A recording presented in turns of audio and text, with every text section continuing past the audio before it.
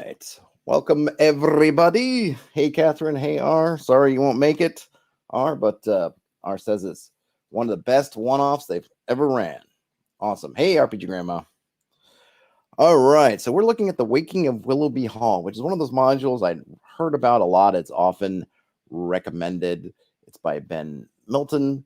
And I finally got around to getting a copy in hand. Hey, Ian. Brother Malachi wants to know about a synopsis. Well, let's get into it. I don't think I have too much to say. It's just one of those that gets recommended all the time, and I'm interested to read it.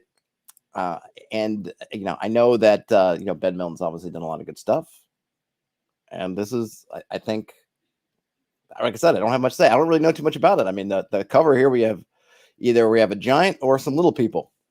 I don't know, and there might be a place called Willowby Hall that's waking up. Jacob says they ran half of it and really enjoyed it.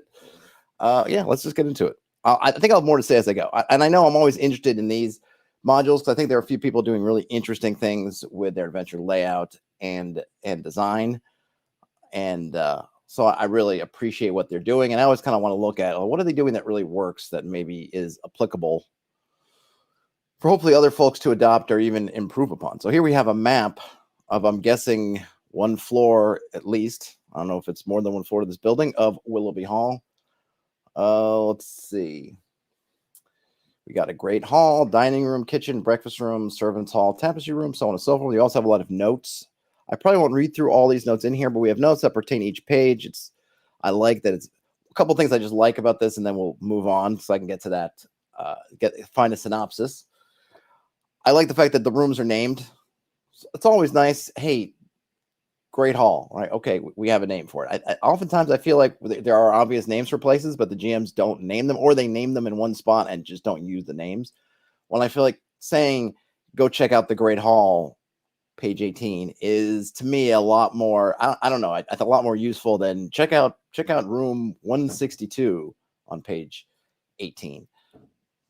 Granted, one takes up a little bit more, less space to write than the other, but I think that usability wise and just, I don't know, just in keeping with what it's trying to do, I just really like the name. So we get names. So for instance, let's take that Great Hall. Here we have on this map, we could see the rest, the key parts of the room are going to be on page 18. We do get a general layout with, I'm guessing, some columns, double doors on either side, and then looks like some sort of raised area. So there we go. Brother Malachi just didn't like the cover. Yeah, the thing is, I mean, I hear you, Brother Malachi, but I feel like, isn't that the least important thing of the whole module is the cover? Because you're not going to play the cover, right? But I hear you. Like, there is aesthetics, there's appeal for everybody. But I usually don't, I'm not sure what it would take for a cover to turn me off. It'd probably be like an art style thing. Like, I didn't like some of the art in like Lamentations of the Flame Princess. If it was on the cover, I just wouldn't, I don't know, that might turn me off just because I feel like it's telling me something about the tone. I suppose you could say that the cover may be giving you a kind of tone that you might not appreciate. We'll see how that tone is. Certainly the cover, if we look at it, has a sort of childlike, naive fairy tale kind of vibe, but we'll see how that plays out. So getting back to this description, I'm just going to do one of these. So in the Great Hall, we're given some notes of what's in here. 12 pillars, each with a sigil that cracks when the giant's bell is rung, an iron chandelier with a black candle, and then, I guess we'll get to this later, when awake, I'm not sure what that means yet, bottom floor is covered in slippery ectoplasm. Jacob says there's not a ton of art in the module. It's very focused on the content. Cool. And Catherine loves a smidge of whimsy. Cool. And then it looks like we have more Great Hall. This, I'm guessing, is the second floor. Might be one thing is you got some space up here. Ground floor, second floor. I mean, it's not a huge deal, but seems like they could have given us that. But we got more. Got some more things. Great. And even another one. Here we go. Roof. More things here. Awesome. So the overview. So let me read the overview. I'm not going to read everything in this, but I think there are probably some key aspects we have to go. Oh, and just for the record, I often forget to say this, but I didn't reach out. I probably could have tried to reach out and asked if Ben Milton would send me one to look at, but I didn't. I got this. I think I used some drive-through RPG monies that I had, and thanks, of course, to patrons and folks who use those drive-through RPG links to basically allow me to get this. I didn't ask him anything about this. There's no permissions. It's all under my own Steam, yada, yada, yada. I'm doing this live and I haven't read it. So even if I'd reached out to Ben Milton, he couldn't tell me what to say because I don't even know what I'm going to say until I say it. But just get that all out of the way. Not promotional in any way. Okay, overview. The Waking of Willowby Hall is an adventure for old-school fantasy RPG set in a haunted house. It is best suited for PCs of approximately 3rd level and assumes rules where PCs gain experience points for treasure. Good thing to put those assumptions out there because now the way OSR and NSR have grown, that's not a foregone conclusion. In the tradition of old-school role-playing, the adventure does not have a quote-unquote plot. Instead, it presents an environment full of rewards and dangers, leaving the players free to decide how or if they will interact with each piece. The Waking of Willowby Hall has 2 unusual features, the rampaging giant, Bonebreaker Tom, and an environment that escalates in danger over time. The giant. Bonebreaker Tom spends the whole adventure trying to track down the thieves and villains, quote-unquote, who stole his goose by peering through the manor's windows. PCs will have to move stealthily from room to room if they want to avoid detection, which can result in a massive hand smashing through a window to grab them or being deafened by the bell crashing into the exterior wall. The Waking. As Tom swirls his blessed bell, the cursed manor writhes in agony at the sound. Encounters become more dangerous as the manor wakes. And although the undead will not approach the bell or its wielder, intruders are fair game. Over time, the bell's ringing will wear down the manor's magical defenses. Rooms will spontaneously ignite, floors will collapse, and all manner of magical chaos will break out as the building is purged of its evil. PCs will likely want to escape before this point, although Tom may make that difficult. All right, so we have essentially this open scenario, this hall, but we have these 2 variables thrown in here. We have the giant who is either smashing a giant bell into the building, which is causing the building to go through all sorts of mystical contortions, or I like the idea that he might reach through a hand and grab somebody and try to drag them out to probably no particularly good end. And then the house itself in those, it's writhing contortions, it is changing, or I guess maybe it's emitting sort of mystical energy, something like that, which is going to be affecting play. So we have those 2 things, and like I says, no particular plot in here. We're just presented with the situation, and the PCs can interact with this particular situation however they choose. Brother Malachi says, back off of the goose gets it.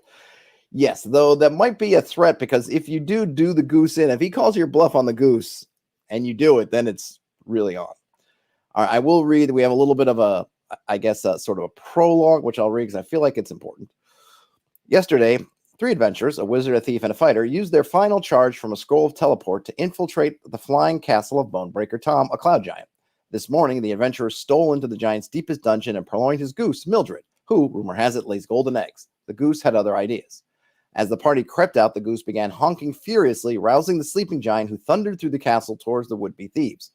The party leapt from the cloud, the wizard breaking their fall at the last moment with the spell of Featherfall.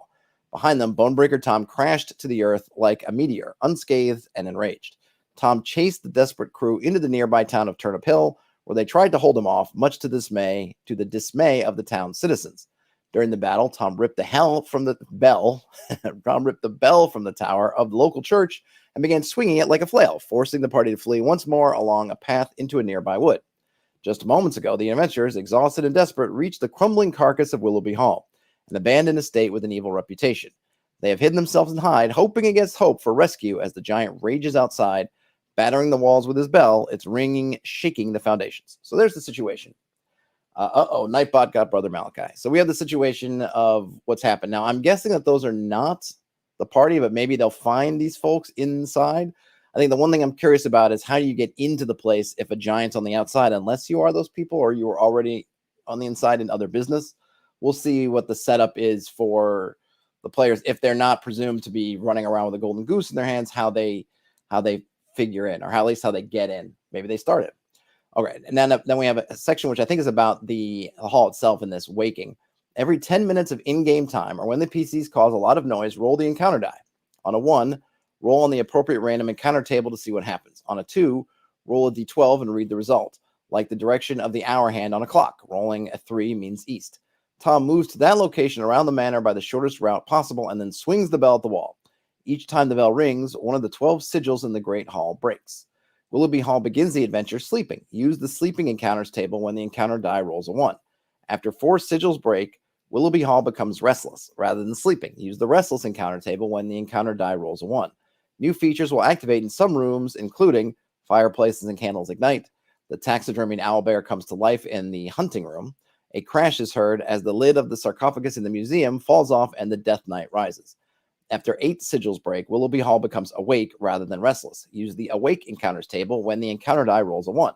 New features will activate in some rooms, including paintings in the gallery ignite. The guest bedroom ignites, detonating the bombs hidden there 10 minutes later if they are still present. The floor of the servant room B collapses into the kitchen. After 12 sigils break, Willowby Hall is purged of its evil. All supernatural effects and monsters vanish or turn to dust. All right. Let's see. Brother Malachi says you stop there for the night and this happens before you can leave. Maybe. Let's see what the hooks are. I don't really intend to read this thing page by page, word by word, but I feel like the setup here is kind of important given that the scenario is both a little bit complex and it also has this element of kind of a prison break sort of thing, in a sense. So I'm wondering, how do they mean to get you inside? Do you start inside? Or are you taking on these adventures? What's the deal? So the hooks here. The party passes through Turnip Hill right after the battle and hears about the incident. The locals point out that the 3 adventurers were carrying a goose and say that it was probably the gold egg-laying goose that legends say the giant possessed. If that's not enough incentive, they may offer the party 4,000 gold pieces to retrieve their church bell, which was blessed by Saint Olivard, foe of the undead. Okay, so no, you're not starting inside, you're starting outside, or at least this particular hook, which is you show up at Turnip Hill right after the battle. And there's various folks will offer rewards if your interest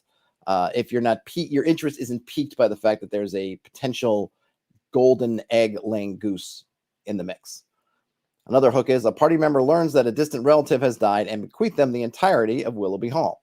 When the party arrives, they find Bonebreaker Tom beating at the manor's facade and shouting about someone named Mildred. All right, there's another one. I guess the one thing is the giant is not insane, right? So the giant would know, at least until you go inside, or wouldn't necessarily care about you because you're not the people he's after. So maybe the giant wouldn't necessarily attack you when you're on the outside, or maybe you just start off with the giant on the far side of the mansion to give you a chance to run in. Maybe that's kind of the intention. So that's another hook. The party uncovers a book describing Willowby Hall in its golden days when it was a retreat for the Circle of the Black Moon, a prestigious society of occultists. Illustrations show all manner of valuable items and rare artifacts the Circle was rumored to have collected, including ornate vases from Yun Suin. Oh, there's a little crossover. Yun Suin and the Hand of Id. In all 3 of the above hooks, the PCs will have to find a way to get past the giant if they want to enter the manor. Okay, so it is meant to be a puzzle to get in.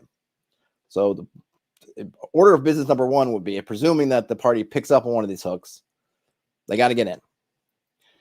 If you're running a one-shot, the PCs are explorers who have just entered Willowby Hall to loot it when the 3 thieves rush through the front door pursued by the giant. The wizard runs to the east door in the Great Hall while the thief and the fighter run west. Okay, so there you go. If you're running a one-shot, don't worry about the hooks. Just throw them in there. So we do have a section here on getting in and out. Like I said, I'm not going to read through everything. So there's a section. So you got that covered. So it is going to be a puzzle getting inside, unless it's a one-shot, in which case they just start you inside, which I think is probably the smart play, given if it's a one-shot, and then you go from there. Kyler likes these hooks well enough. I think so. No Saurian says you need more coffee. Oh, yeah, and that's what I got here. This is coffee. This is a latte from a coffee shop up the street from me for the working man. I actually make really good coffees at home, if I do say so myself. I have an espresso machine, and I can make decent espresso-based drinks. But I was outside already, and I was caught in a little bit of a point of weakness, and so I bought outside coffee. Let's see. Catherine says that he wants to read a dungeon filled with geese, and the piece is trying to pick out which one lays the golden eggs. Oh, that'll be an interesting puzzle. Ian's a pour-over coffee person. I do have pour-over stuff as well, but I have to say, at this point, when I have my druthers, I do espresso. Though when I'm in the country, I do kind of a French press, an extended French press setup that I think makes good coffee. But I've got Clevers, I've got a gooseneck kettle. I got you covered if you want pour over.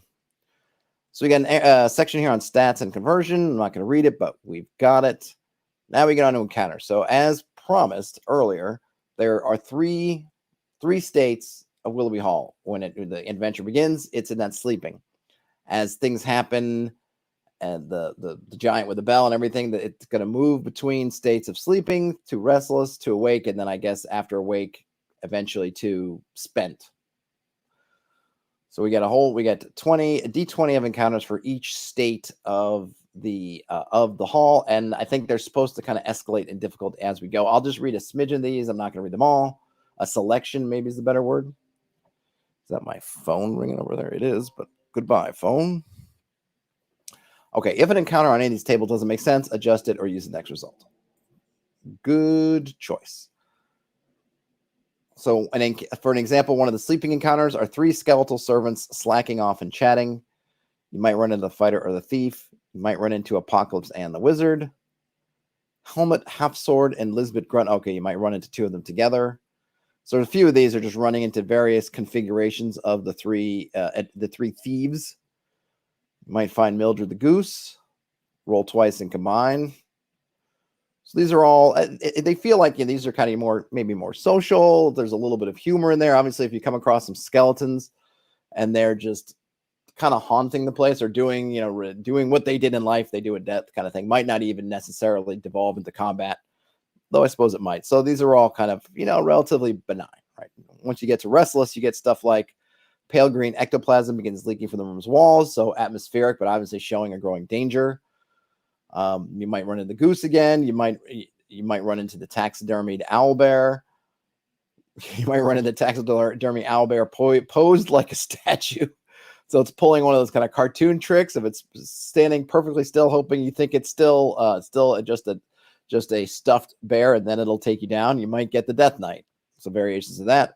There are a lot of these that are kind of variations of stuff. So it's not actually 20 wholly different encounters, right? So you get, so there's, 4 of these that involve the taxidermied owlbear. There's, what do you got? Basically 5 that involve the Death Knight, various versions of the Death Knight. There's a few that are about running into the adventuring party again, or the other adventuring party.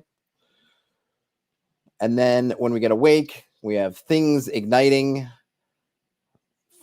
ceilings cracking and then collapsing. I think floors cracking and collapsing, random walls crumbling. The owlbear again, various states.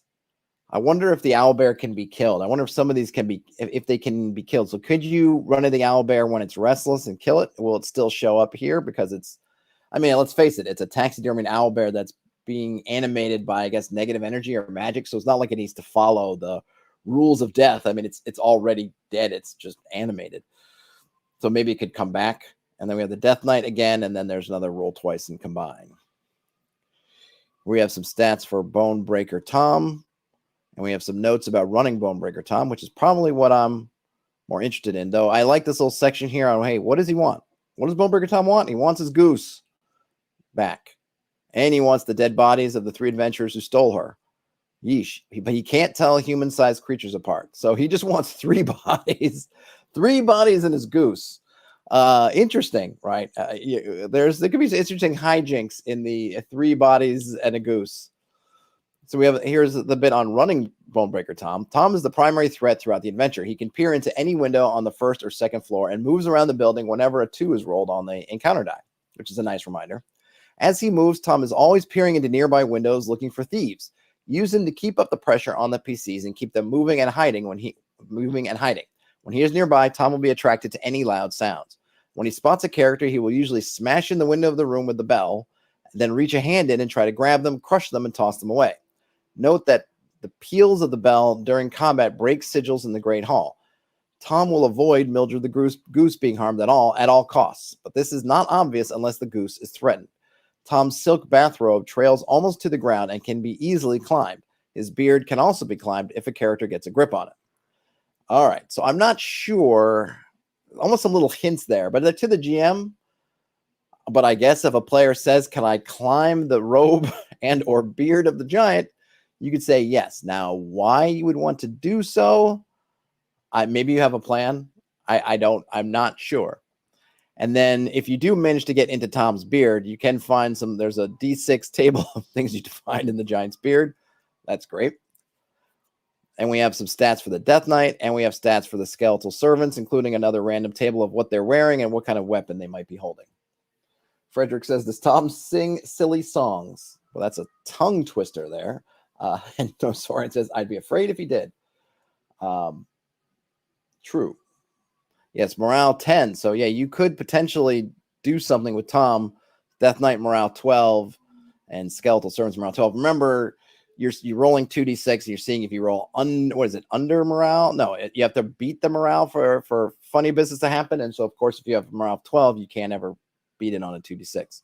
Not that it can happen a lot, but there is some wiggle room for Bonebreaker Tom if you could figure out, I don't know what to do. Either, I presume some kind of, I don't know what kind of intimidation. Maybe, I suppose if you did get the goose and make that challenge, who was it that suggests? I think it was Brother Malachi that said just to threaten Tom or threaten the goose. Maybe you get lucky and you roll 11 or 12 and Tom and the Bonebreaker Tom is cowed at least momentarily. Maybe, I don't know. All right, so we have some, looks like kind of a cast of characters, the usual suspects. We have Elias Fenwick, evil occultist, Lavinia Coldwater, a ghostly aristocrat, Horatio, a ghostly footman. I see these are all, I think these are all undead characters because let's see, yeah, because Elias Fenwick owned the hall 120 years ago. I do like all these wants. These are good. What does Elias want? He wants to gain forbidden knowledge and to preserve Willowby Hall. And there we have a little bit where they can be seen. And I also like just having plain English because seen in the dressing room. And then we're given the page number for the dressing room. Very nice. We have Lavinia. We have Horatio, the taxidermied owlbear. What does the taxidermy owlbear want to do? It wants to toy with its prey. Helmet Half-Sword. These are the adventurers, the adventurers party. Lisbeth Grund and Apocalypse Ann. And then we got Mildred, the horrible magic goose. Morale 12. Mildred's no punk. Why does Mildred not have a want? That's the question I want to know. WJ likes the owlbear. Yeah, I do too. Mildred spends most of the adventure wandering about Willowby Hall, causing as much havoc as possible. She is not particularly attached to Tom and will not go out of her way to rejoin him. Well, that explains why if the goose is loose, it doesn't just go outside because it doesn't want to. I would like a want. I kind of feel like I'm missing having a want for the goose. That's something I'd want to come up with. I'd want to think about, what does the goose want? Clearly, the goose has stuff going on because Mildred has this thing of going around and causing chaos. Is that what she wants? Does she feel like she's going to get something out of it? I would like to know what she wants. And she does apparently lay golden eggs. Oh, no, sorry, I missed that. So let's see. Once the house becomes restless, the taxidermied owlbear, originally found in the hunting room, animates and begins stalking any intruders and enjoys standing stock still in corners of rooms and then attacking from behind. I see. But yeah, it's definitely something. Yeah, I'm not sure. Because they don't say specifically that's undead. You could probably interpret it how you want. That some spirit, maybe some malevolent spirit, something more intelligent, has just animated the owlbear body, if you will. WJ likes letting all the geese out. Yeah, but we don't have any other geese. But that would be something. So here would be a great plan if you're the party. It'd take a little bit of work, right? You're in Turnip Hill. You get this quest. You know there's a goose. You go and you buy up a bunch of goose from the local market, a living, obviously. And then you try to get them into the house and then see if you can then release them. You'd probably want to see what Mildred, is she wearing a bell? And you want to figure some things out and then see if you can do the switcheroo. I mean, you only really need one goose, but maybe you want to bring a bunch just in case some things happen to the geese. WJ casts Resurrection on the owlbear. I don't know what happens with that. I'm always confusing with. I'd have to look. What version is there? I forget what. I guess it probably depends on the version or whatever. If there's a time limit or if it needs to be a willing returner or how that works. But yeah, but then you've just replaced the taxidermied owlbear with a real owlbear, and Resurrection wouldn't put it under your command or anything. So I don't know what that gets you in particular. So now we're into the room descriptions. Oh, cantrip spell to paint the geese gold. Oh, but is Mildred gold colored? I don't think so. I think she's just magic. Yeah, I'm not sure. I think she's just a regular goose. I don't think she's painted gold. But you could paint the goose eggs gold, but then you'd have to peel. That's hard too, because it says there's actually a little note here about the eggs. They're very heavy, and you have to peel away the shell, and the interior is gold. I suppose you could paint the shell gold and just hope that nobody notices it wasn't peeled. Might work for a little bit, but they are heavy. Might take some doing. There, you could have some good plans, but what do you do if you make some kind of deal, or you give away a fake goose, or you do something with the eggs? Soren says they think the owlbear would still enjoy toying with their prey even if resurrected. Yes, I think it's more like, I think the only difference it might be is it might be more animalistic if it's the actual owlbear as opposed to this thing that seems like it might be a little bit more intelligent. I don't know. I guess it depends on your depiction, however you feel like owlbears would operate. Let the druid talk to both. That's a good point. You could think the druid talk to it. I might let it, or I might have it. If it, I guess I'd have to figure out what it is, right? If it's some horrible spirit that's inhabiting the owlbear, I'd probably let the druid still talk to it, but then it would be kind of what the conversation's about or how willing it would be to not attack people. If it was the actual owlbear spirit that was back, then I think you could have a lot more. I would at least interpret it saying, well, then they could be a lot more successful with maybe telling the owlbear, like, look, we'll give you a free cave here in these woods. Just, leave now and enjoy your new life, potentially a new immortal life. I don't know. I'm not sure. Anyway, let's see some of these room descriptions. So we get, if you recall, we had in the bigger version of the map, we had notes about what's in here. So now we're getting the full thing. I always like the full description. I always like that they give you a little mini map here so we can see. So the Great Hall, page 18, the Great Hall. An open 2-story room with black marble floor and a midnight blue ceiling. In the center of the ceiling, the constellation The Door is painted with golden stars. A grand staircase at the north end divides into 2 balustraded galleries on the east and west sides that overlook the ground floor 15 feet below. 12 black marble pillars support the galleries. On each pillar is a moon-shaped sigil. Each time the giant's bell rings, a pillar cracks, defacing its sigil. A wrought iron chandelier hangs from the ceiling level with the 2 galleries. Inside one socket is a black candle. There are cracks around where the chandelier attaches to the ceiling. Swinging from the chandelier has a 50% chance of causing it to crash to the ground every round.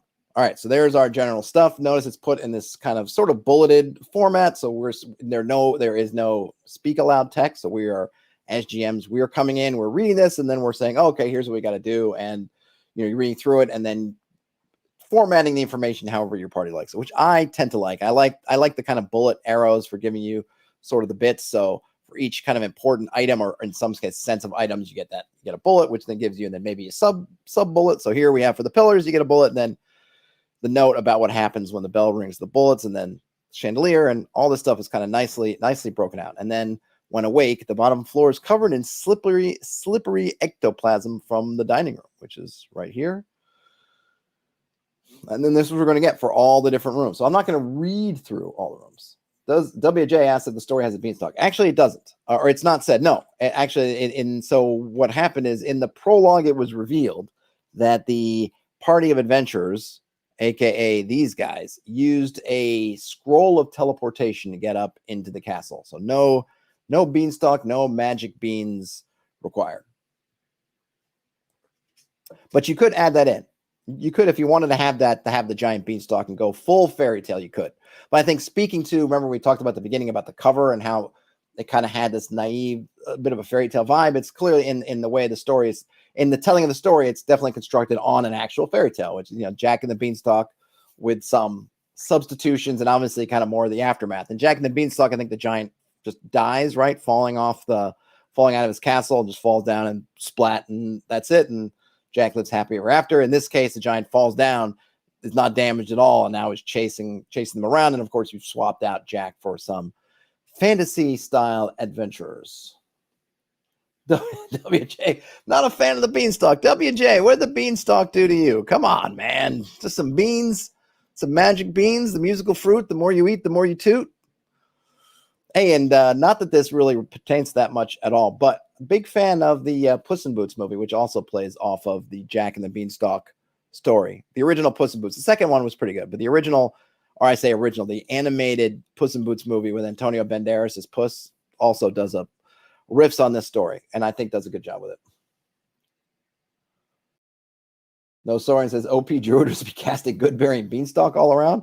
Well, I mean, this is not fifth edition.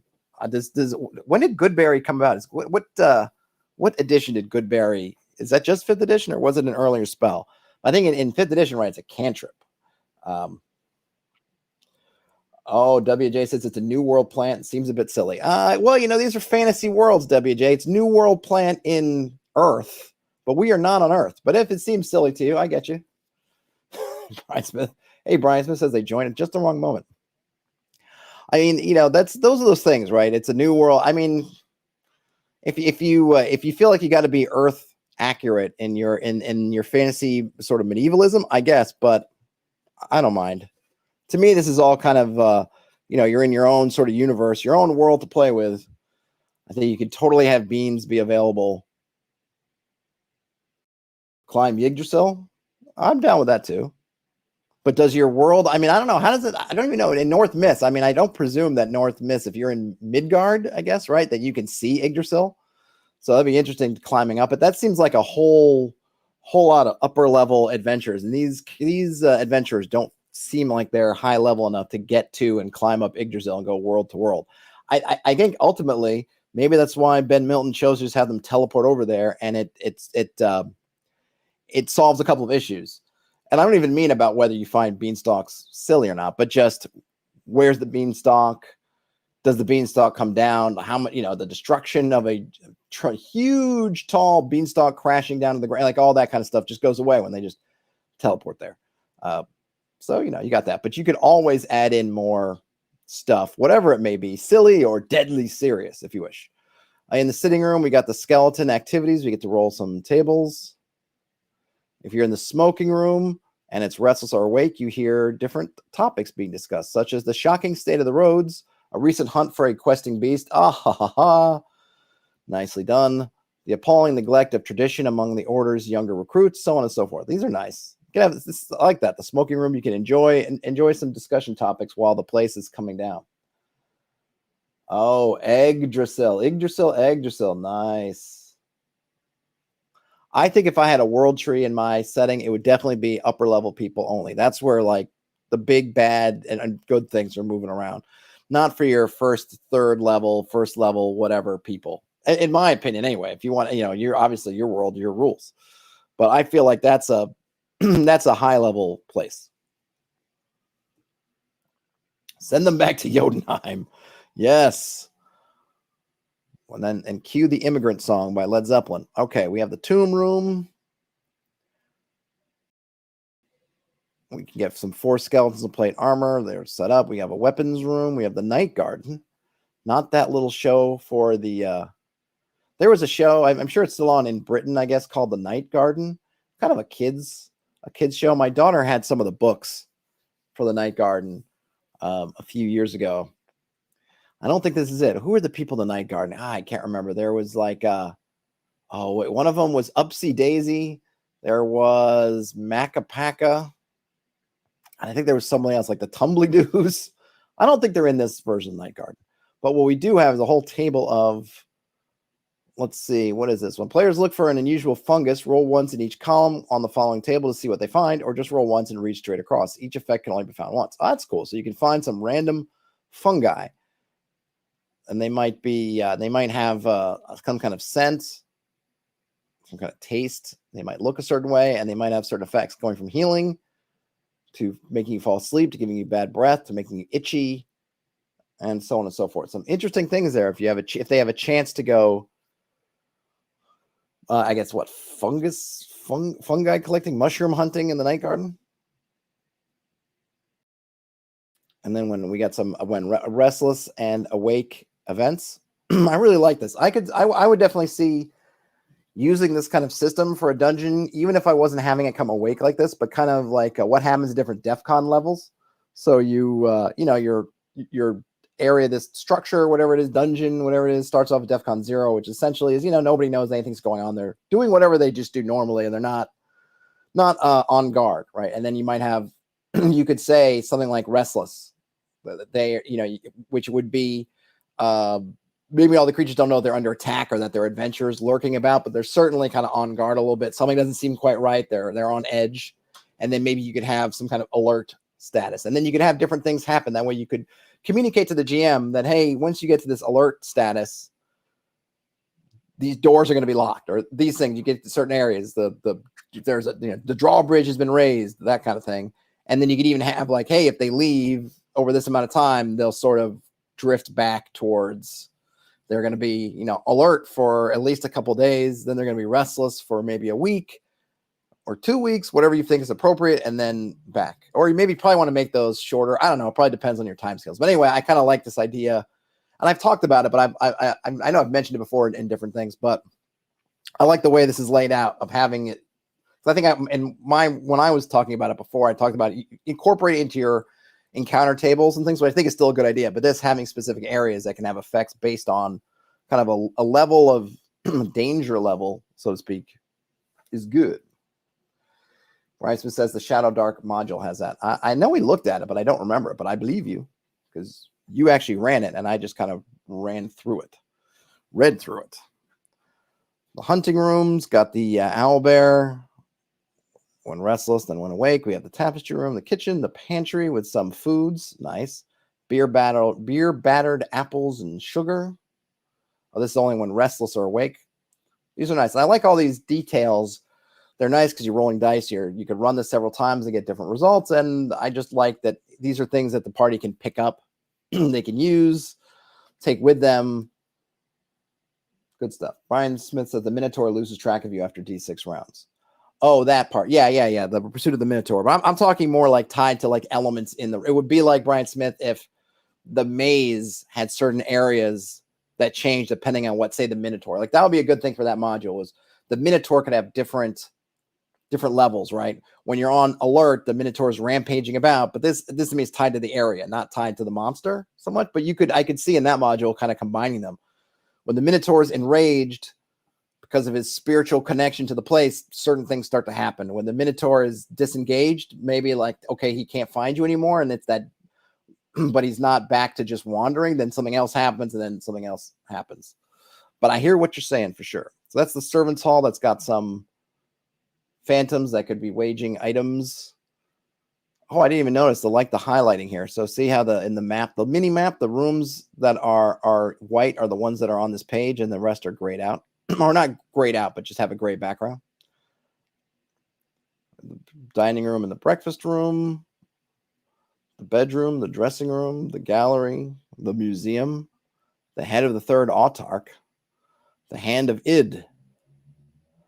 And we have a black sarcophagus, petrified ebony. It weighs 2,000 pounds. The lid has 3 rings of black wax on it, as if 3 candles had been burning there at some point. And the lid weighs 500 pounds. If the lid's removed, the Death Knight rises and attacks. But that's only if, I guess, before it becomes restless. Because once it starts to get restless, the Death Knight emerges and, I guess, starts stalking around.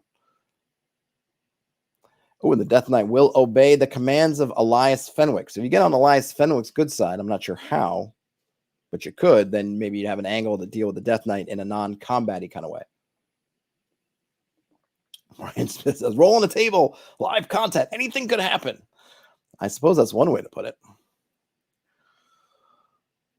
Gallery.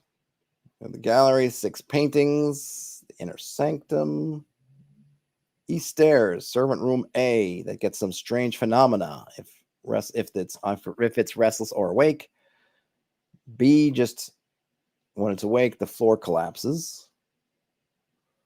Oh, and when it's restless, if anyone opens the door, it slams shut seconds later. That's a nice, creepy, atmospheric kind of deal. And then, whoops, servant room C.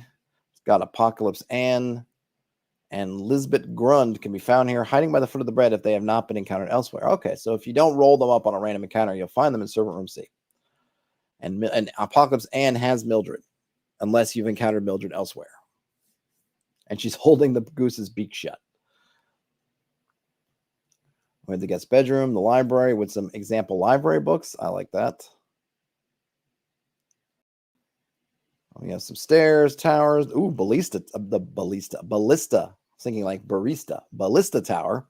The top of the tower is covered by a pointed roof supported by 4 wooden pillars at each corner. An aging but functional ballista is placed here without any bolts to shoot. 46 damage if any are found. Bolts can be improvised by using spears from the weapons room. That's on page 20. They can also fire any other object about the size of a fist. The ballista is on a swivel mount and can be turned in any direction.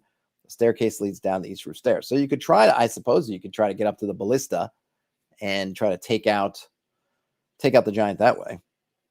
And then we have some notes about the roof. And that is it. But bam, bam. I think the interesting thing here, other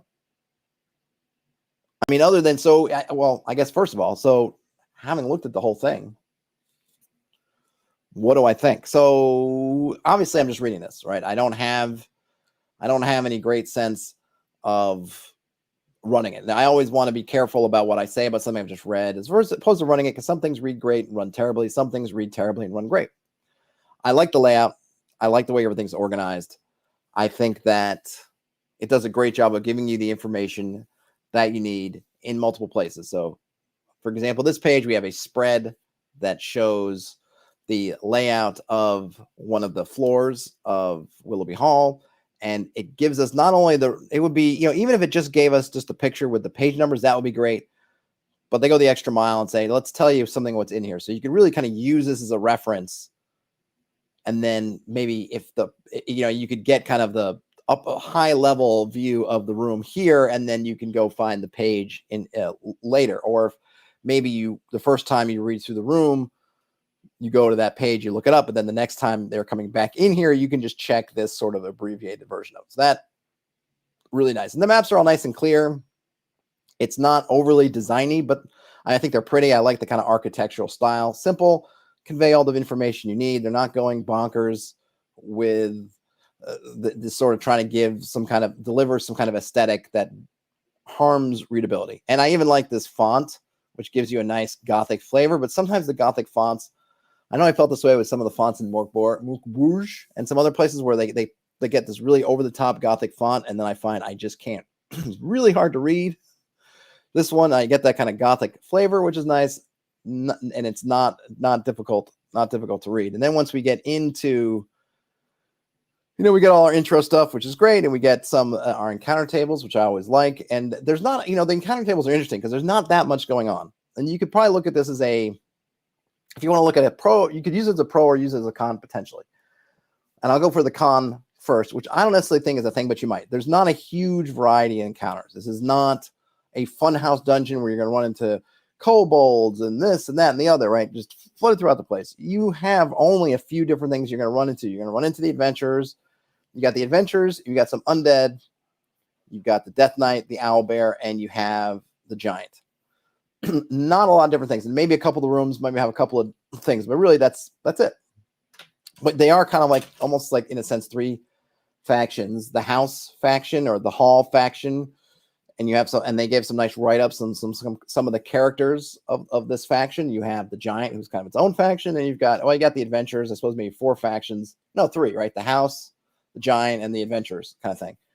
So you might look at the con. Well, there's not a whole variety here, but keep in mind, I think this is laid out for a single adventure, a couple hours, sort of a one shot. I mean, you could have them coming and going, but it feels like with this that the party kind of went into the house and then retreated for any length of time, that I feel like it would just resolve itself. I mean, either I roll to see, did the adventurers escape or did they die or what happened?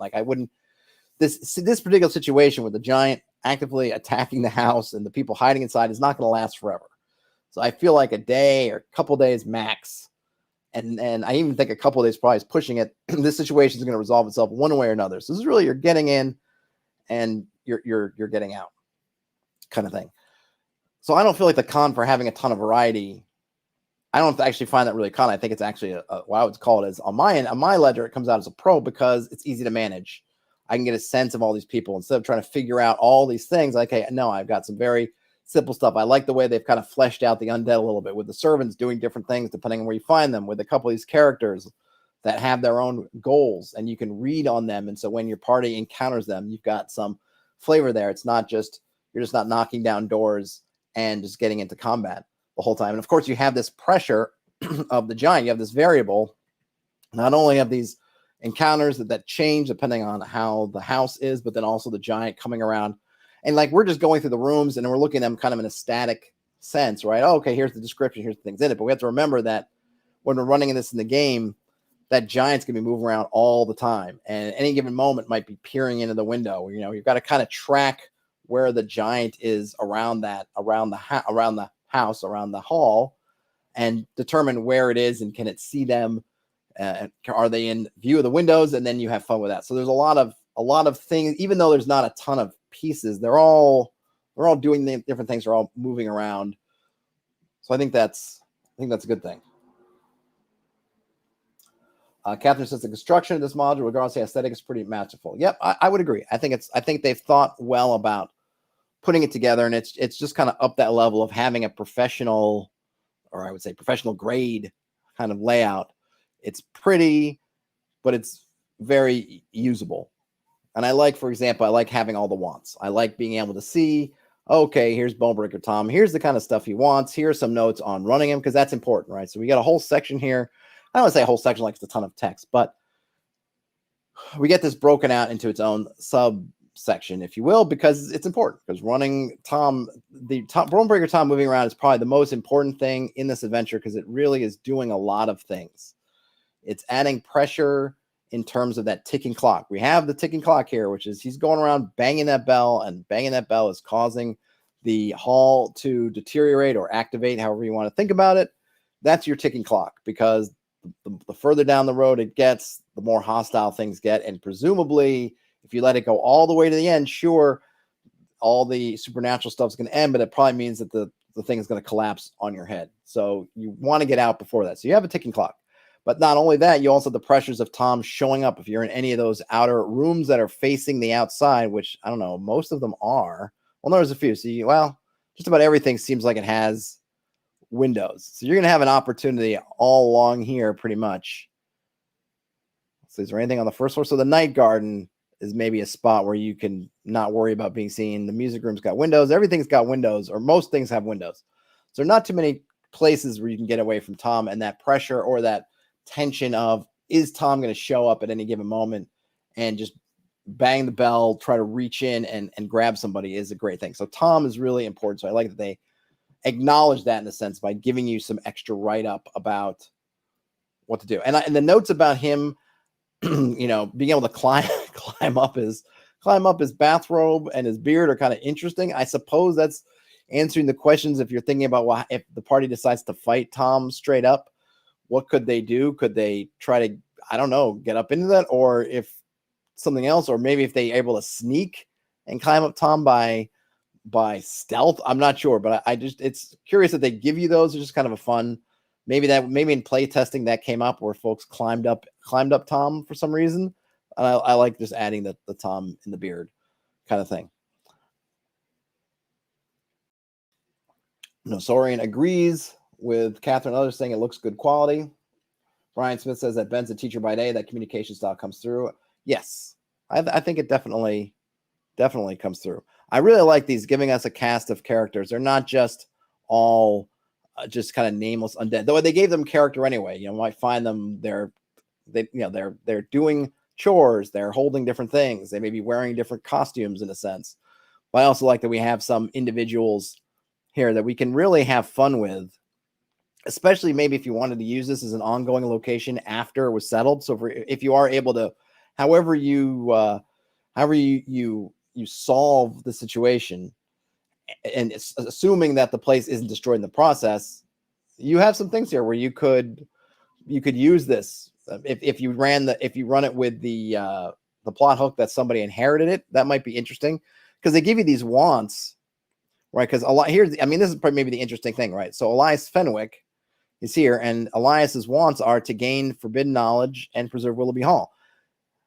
So preserving Willowby Hall is something that in the moment you could try to do, but forbidden knowledge isn't something that's really relevant, I don't think, to the adventure. I don't think there's some cache of forbidden knowledge that he's not aware of that's in Willowby Hall that you can deliver to him in the moment. So that's definitely a goal that they're giving, that Ben is giving to us as something that for later. If you talk to Elias, you're able to do it, and then you come back or something else and he's still there, then there's a want that you can try to do something with. Now that this particular terror has passed, you now know of this place, and you have some relationship with this creature, it has this want that becomes maybe future plot hooks, because it's probably not something that's going to come up in terms of an actionable item in the adventure. Now, Lavinia, on the other hand, has wants that are pretty local that you can handle kind of up front. And probably Horatio maybe as well. But Elias seems definitely somebody who's built to be kind of useful afterwards. Catherine says, it seems pretty easy to merge hooks 2 and 3 and have this be the first big destination in a small-scale hex crawl. Yes, I would agree with that. You could definitely do that. Though I think I kind of like, so let's see, let's go back to hooks 2 and 3. So hook 2 is, okay, hook 2 is someone inheriting the hall, and then hook 3 is reading about the hall and then wanting to go. Yeah, you could definitely combine some of the hooks. I mean, you could have hooks 2 and 3 kind of out there, and then when the party actually decides to get to Willowby Hall, then the giant shows, like all heck breaks loose, kind of like in the one shot, right? So they arrive at Willowby Hall, they're just investigating it, and just as they're getting in, they hear the crashing and everything going on, and then basically the giant, the adventurers bust into the doorway behind them, and then the giant shows up, right? You could totally just kind of run it like that, and this stuff just happens, just kind of coincidentally, as you arrive at Willowby Hall, your destination from this hex crawl, all hell breaks loose, right? Or you could, if you wanted to be more methodical about it, the party arrives, maybe they're looking for Willowby Hall, but they've arrived at Turnip Hill and trying to find directions, and then they're told of it. Either way, you could have it go. Any one of those things would work. Catherine says the Circle of the Black Moon is evocative enough to be recurring and hunt the party after the adventure. I love when PCs make an enemy. Well, they might not have made an enemy, Catherine. They actually might have made allies. It really depends, right? Because Elias, being an evil cultist, I don't know if he can communicate with cult members, but if you wanted to flesh out Circle of the Black Moon as a cult, it could very well come down to how they were like. Because remember, the party didn't create this problem. The party is trying to solve the problem. Now, reasons might be their own, but they're not necessarily going to be on bad terms with that cult. Now, they might be, depending on what they do, depending on what they do with the lies. If they show up and then the cleric turn undead on Elias Fenwick and whatever, then it's like, oh my gosh, then maybe the cult would figure that somehow. But it probably depends on what they do. So they have some, there's some leeway there into how they might end up. And then you could also have, if you're doing Turnip Hill as part of it, you can have, or those hooks, you can have those hooks be involved with the circle, like with that particular cult. You could do this. You could do this. Brian Smith says 10 hours. What's 10 hours, Brian Smith? Oh, for Kevin said. Okay, so Kevin said ran this their very first RPG session for their nieces and nephew. Was a hoot. 10 hours of nearly nonstop laughs and hijinks. Wow, Kevin, that's your first. Wait a minute, Kevin. Your first RPG session as a player or GM, and you ran 10 hours? Man, hats off to you, sir. Hats off to you. That is a monster session, and for your first time, and I'm glad everybody had an awesome time. That is awesome. So Kevin, what was the thing that took the most time? If you can, what was it? So I wouldn't read this and say, I think this will take you 10 hours. So I'm curious about where you felt like, if you have a couple, whatever amount of kind of getting into it, and then whatever the conclusion is, where do you feel like the most time was spent? What were they doing? And how, and did anybody die? Did anybody get eaten eaten? I don't know why I feel like the giant's grabbing people and eating them, but when anybody's squished by the giant, I'm curious. Maybe that's one thing that might have been helpful, though. I guess, it's hard to say because Kevin just ran this thing like a champ for 10 hours.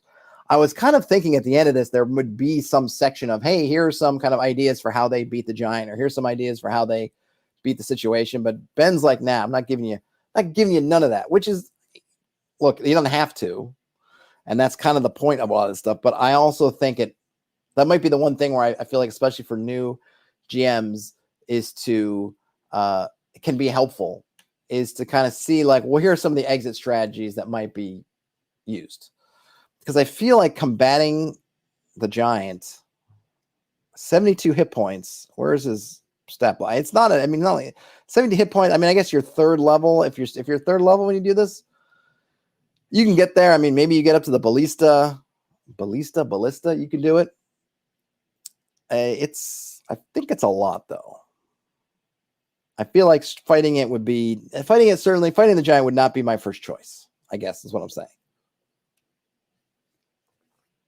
So it might be some combination of, I mean, obviously one thing is we know what Bonebreaker Tom wants. He wants Mildred and 3 bodies. And presumably he's yelling and screaming that or shouting it. And I guess you could probably have a conversation with him at some point, with, what do you want? Oh, fee, fi, fo, fum. I want Mildred and 3 bodies of the people who took her. And then, okay, now you have kind of a clear goal in mind. Kevin says, we were all new, so we played slow. Lots of them talking things out. No one died. The party saved the hall from destruction and returned the goose to Bonebreaker, and Elias was extremely grateful. Oh, look at that. So see, Elias could become then your new, maybe a new quest giver, a new sort of mentor, a new patron, if you will. Maybe I would definitely, if I was going to come back this afterwards, I would definitely want to maybe beef up some of what Elias can do, just to give him some pull outside. Maybe it's through the cult. Maybe the cult comes to the hall, and therefore you can kind of do something. But whether they end up friends or enemies, some way that he can extend his reach from beyond the hall. So Soren says it sounds very cool. It does. All good. I mean, yeah, I think that would be the most. And I suppose you could get lucky. And this is where you really can't. It's hard. It would be hard to estimate the time because we have these encounters, and it could be that you get the let's see. You can run into the goose somewhat early, or you just end up in the right place at the right time and you run into the goose. Now the thing is, technically, he wants the bodies and the goose, but maybe at some point, I would probably say for Bonebreaker Tom, and probably how I would run this is if Bonebreaker Tom's at full health. He's going to keep, and you've given him back the goose. He might still go after the adventurers.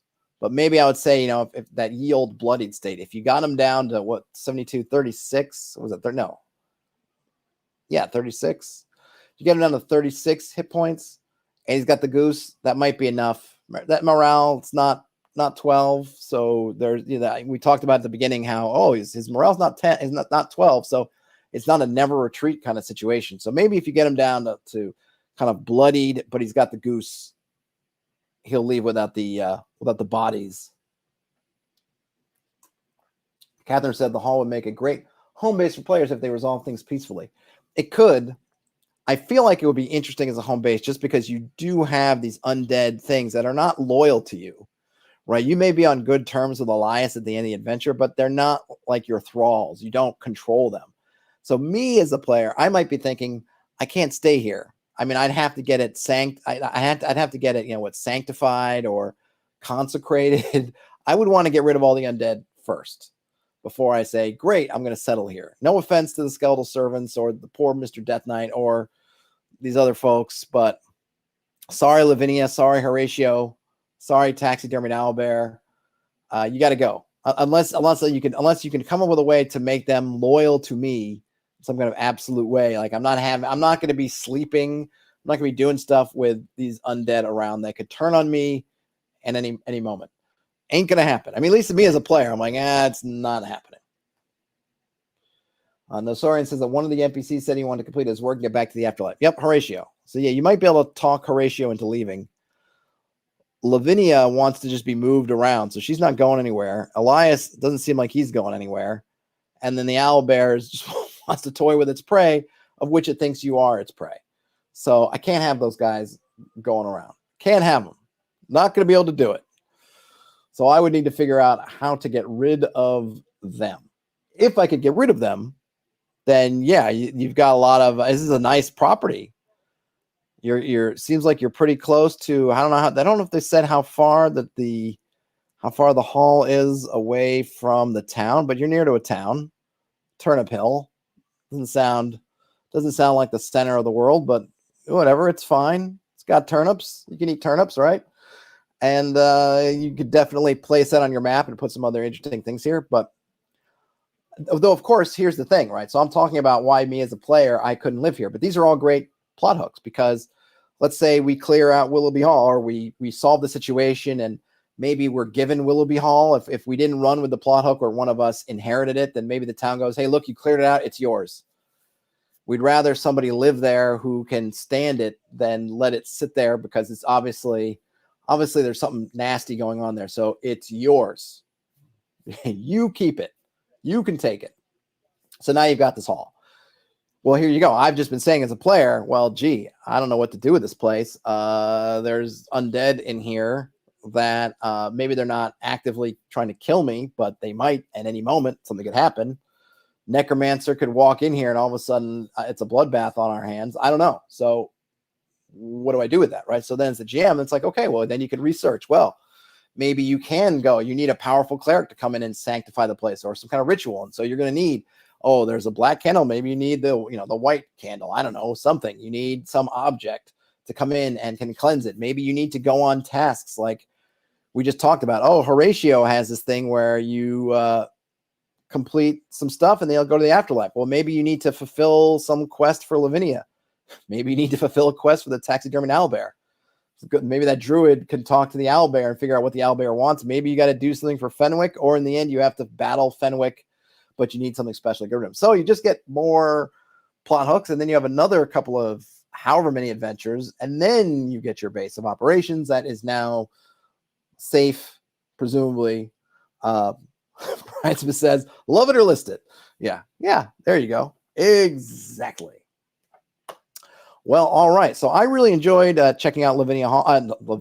I really enjoyed checking out Willowby Hall. I think I think as far as the rep that I had read about it, I feel like it lives up to the rep, at least in reading it.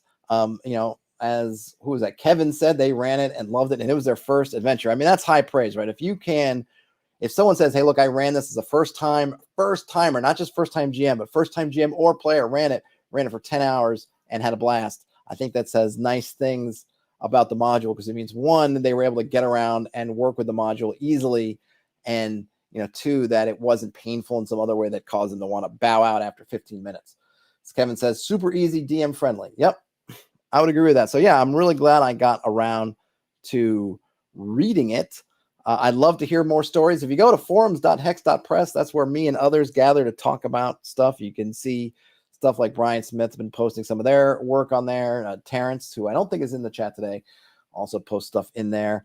This is a lot of fun. I'm glad I picked it up the other day. Thanks again to my patrons and folks who use the links and everything, because that allowed me to have some drive-through money that I was able to use to download it. I'm not sure how much it is, but I do have a link to it in the show notes. You want to go check it out. I don't know. I don't think there's a print-on-demand version through drive-through, but there probably is through something else. I'm not sure.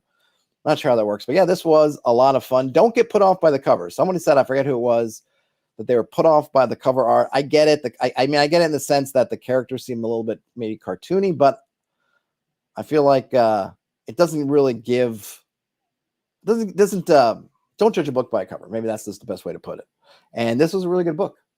So thanks everyone for hanging out. If you found yourself in here and not subscribed to the channel and you feel like subscribing, that would be awesome. If you could give it a thumbs up before you leave the chat, that would also be awesome. Just a programming note. I'm kind of in flux for the rest of the week. I'm going to be at PAX East over the weekend for sure. My original plans were Thursday and Friday also, but it might be in flux.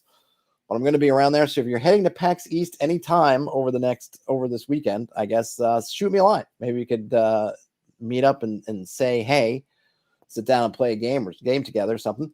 I don't know if I'm going to be streaming tomorrow. I'll try to let folks know. I'll put in the I usually do it in the community tab on the channel.